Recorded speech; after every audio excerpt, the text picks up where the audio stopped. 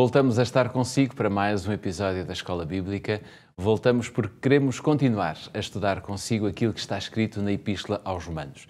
Vamos no capítulo 7, temos aprofundado os nossos conhecimentos. Provavelmente você já retirou algumas ideias práticas para a sua vida e tem colocado em prática tudo isso. E de certeza absoluta que, se o fez, está a ter bênçãos de Deus, pois é esse o desejo de Deus para todos nós. Comigo tenho sempre o pastor Pedro Esteves, que nos ajuda à reflexão, e por isso mesmo, Pedro, hoje nós voltamos a abrir a Escola Bíblica e, como sempre, fazemos-lo com um sumário. Qual é o sumário de hoje? Hoje vamos olhar para a luta espiritual que o ser humano enfrenta, e enfrenta especialmente quando sabe o que é certo, qual é a vontade de Deus, mas depois não consegue viver essa realidade. Vamos ver como é que o apóstolo Paulo exprime esta luta. Muito bem.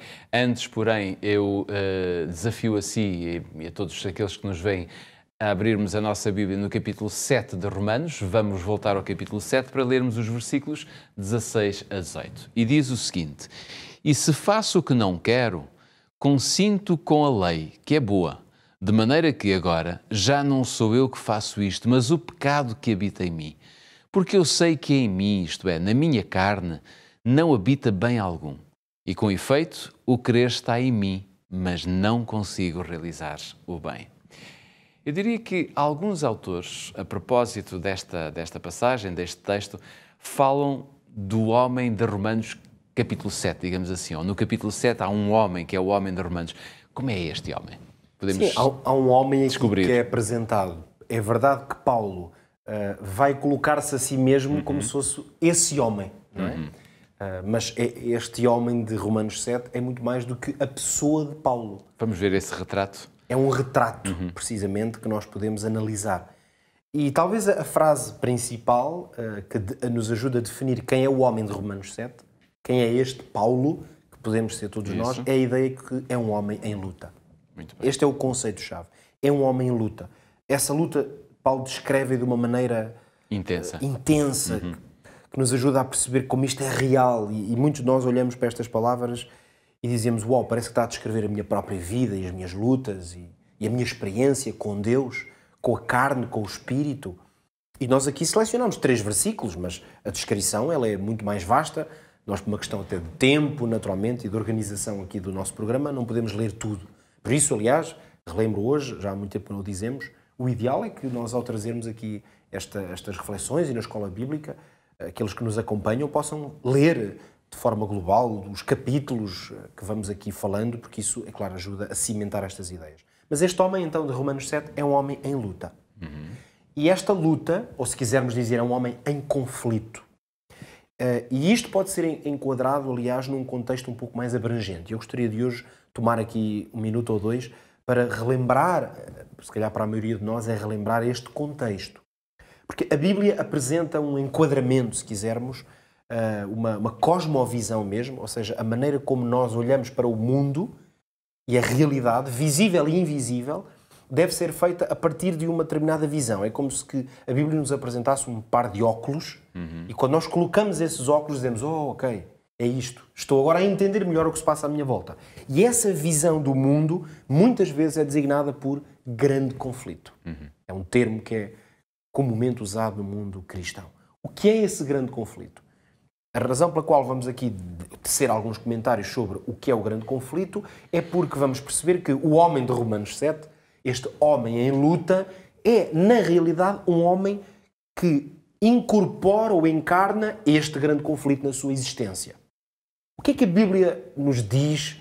Como é que ela explica o grande conflito? Vamos ver isto em basicamente 5 pontos. Em primeiro lugar, este conflito é cósmico. Ou seja, passa-se a um nível que ultrapassa largamente as fronteiras da realidade desta Terra. Portanto, é um conflito que não tem apenas a ver com lutas pessoais ou internas. Não. Na verdade, o segundo ponto que vamos colocar aqui explica onde e como é que ele é cósmico, é porque ele teve origem no céu e ele dá-se essencialmente na sua base entre Cristo e Lúcifer. Um ser criado por Deus, mas que se revoltou contra a autoridade e a soberania de Deus. Nós conhecemos-lo como Satanás. Ele é apresentado na Bíblia como Satanás, o diabo, a antiga serpente, o adversário, o acusador dos irmãos. Enfim, as forças e potestades das trevas, explicam essa dimensão de alguém que se opôs a Deus, que é a luz, que é a total oposição a este poder tenebroso. Portanto, esse conflito teve origem numa dimensão celestial. Agora, qual é a realidade? Porquê que ele é cósmico, mas nos implica a nós? Porque este conflito veio a manifestar-se onde? No planeta Terra e atingiu o ser humano. Se nós lermos a Bíblia, à luz deste contexto, percebemos que desde o princípio o que a Bíblia nos ensina é exatamente, ou melhor, a Bíblia descreve a realidade humana quase a partir da ideia de conflito. Ou seja, Lúcifer chega à Terra, consegue aceder, intervir na realidade do homem e o pecado, no fundo, vai ser, em súmula, o pecado é o facto de que o homem deixou-se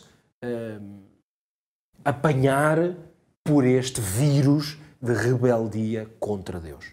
E, finalmente, dizer que a arena deste conflito, hoje em dia, qual é? É a mente de todos os homens e mulheres, é a vida de cada ser humano, é a arena onde se joga este conflito. Então, como é que nós podemos fazer, ou o que é que nós devemos fazer para não apenas compreendermos este grande conflito, mas vivermos não sob o efeito do grande conflito? É isso mesmo.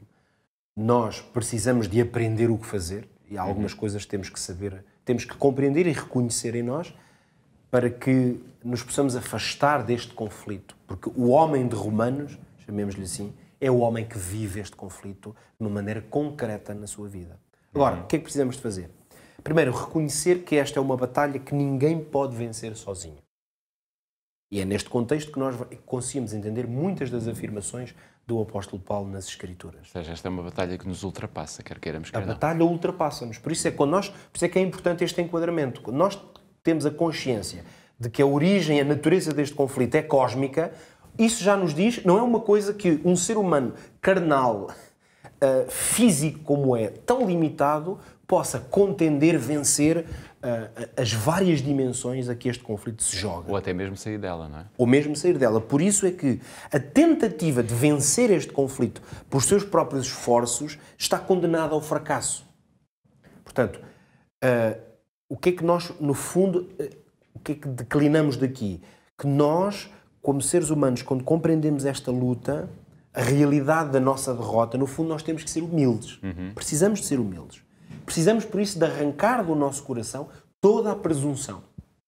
E aqui há várias formas de presunção. Há duas principais. Há a pessoa que acha que não está envolvida em nenhum conflito e, portanto, a sua presunção é porque a sua carne, ou seja, a sua vida terrestre lhe basta. Também há outra presunção que é mais do tipo espiritual. É a pessoa que está envolvida neste conflito, mas que acha que, através dos seus méritos ou através de comportamentos adequados, seja o que for, pode, de alguma maneira, ser exemplo e ser vencedor neste conflito. Portanto, nós precisamos de fazer o quê? Essencialmente, é de nos agarrarmos a Jesus Cristo. Porque Ele é o meio através do qual nós podemos vencer o conflito, porque Ele foi o único homem que nesta terra foi alvo do ataque, mas, na verdade, o conflito nunca se manifestou nele. Ele foi alvo daquele que é o pai, o originador do conflito. Mas ele pessoalmente não esteve em conflito porque foi vencedor.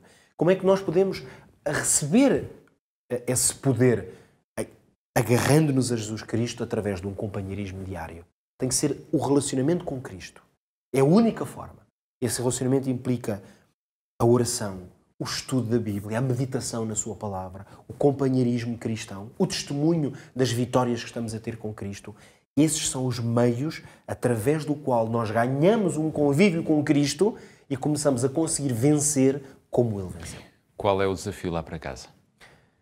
Eu os desafiava a lembrar-se, a usar a memória e a lembrar-se de todas as vitórias que já obteve na sua vida com a ajuda de Cristo, com o poder do Espírito Santo, porque de certeza que tem muitas e que essas vitórias o inspirem a continuar em frente, mesmo se ainda está em conflito. Mas lembre-se que em Jesus Cristo podemos ser mais do que vencedores. São sem dúvida essas vitórias que podem fazer a diferença na sua vida e estamos certos que Deus está disponível, completamente disponível a dar-lhe essas mesmas vitórias. Conte com Jesus, conte também connosco para continuarmos assim a abrir a palavra de Deus e a mostrar o que de belo existe, o que de importante e fundamental é necessário para a nossa vida.